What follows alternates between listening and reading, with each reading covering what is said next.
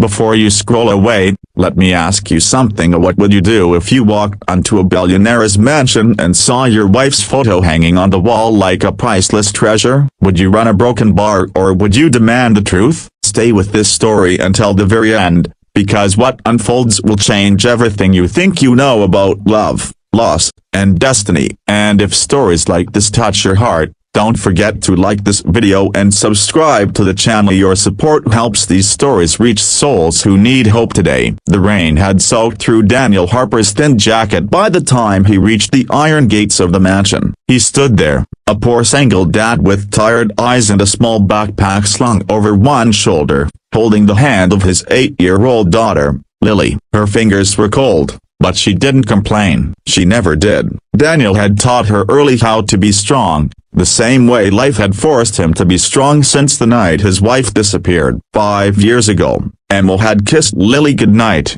whispered "I'll be back soon," and left for what she said was a short humanitarian photography assignment overseas. She never came back. No body, no official confirmation, just silence. Eventually, the world moved on. Daniel didn't. He worked double shifts as a warehouse loader, skipped meals so Lily could eat, and learned how to braid hair with shaking hands on school mornings. Every night, Lily asked the same question. "Pepe, a broken bar, do you think Mama remembers us?" And every night, Daniel smiled and said yes, even when his heart felt like it was breaking apart. That morning, everything changed because of a newspaper. Daniel had found it crumpled on a bus seat, the kind of paper rich people read. Inside was a feature on a reclusive billionaire named Alexander Crown, one of the youngest self-made tycoons in the world. The article showed photos of his mansion, marble halls, towering windows, walls decorated with rare art and photography from around the globe.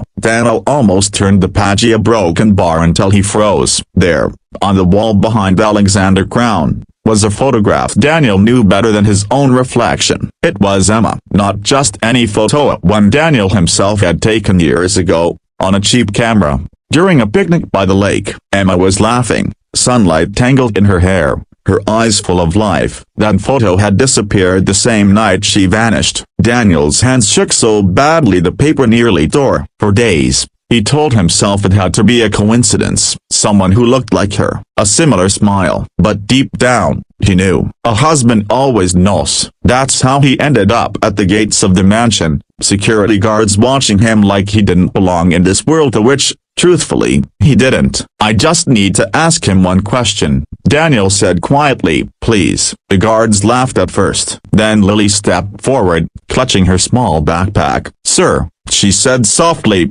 "my papa just wants to know why my mama's picture is in that house." Something in her voice, a pure, honest, unafraid, made one of the guards hesitate. After a tense phone call, they were escorted inside. The mansion was unreal. Lily's eyes widened at the chandeliers, the long hallways that echoed with their footsteps. Daniel felt small, invisible, angry. Every step fueled the storm inside his chest. And then he saw it again. Emma's photo, bigger this time, framed in gold, hanging in the center of the main hall like it was sacred. Daniel couldn't stop himself. "Why is my wife's photo in your mansion?"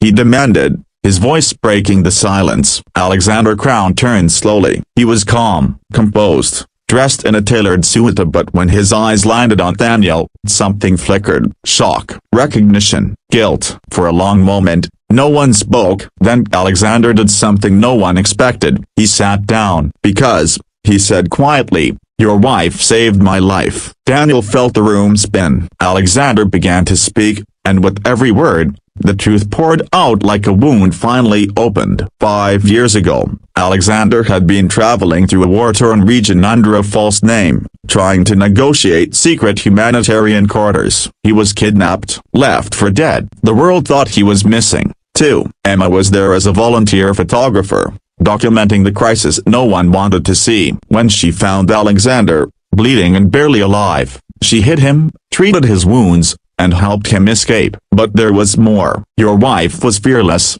Alexander said, his voice heavy. "She documented crimes powerful people wanted buried. She refused to stay silent." Daniel whispered, Where is she? Alexander's eyes lowered. She went into hiding. Not for herself, for you, for Lily. Emil had uncovered evidence implicating international figures in war crimes. When threats came, Alexander used his resources to protect her, but disappearing was the only way to keep her family safe. The photo in the mansion wasn't decoration. It was a reminder, a debt, a promise. She made me swear, Alexander continued, that one day, when it was safe, I would reunite her with you. Lily stepped forward, tears streaming down her face. Is my mama alive? Alexander nodded. That was the moment Daniel fell to his knees. Weeks later, in a quiet coastal town, Daniel stood on a wooden pier, Lily's hand trembling in his. A woman walked toward them, older, thinner, but with the same eyes. Mama, Lily whispered. Emma ran. They collided in a storm of tears, laughter,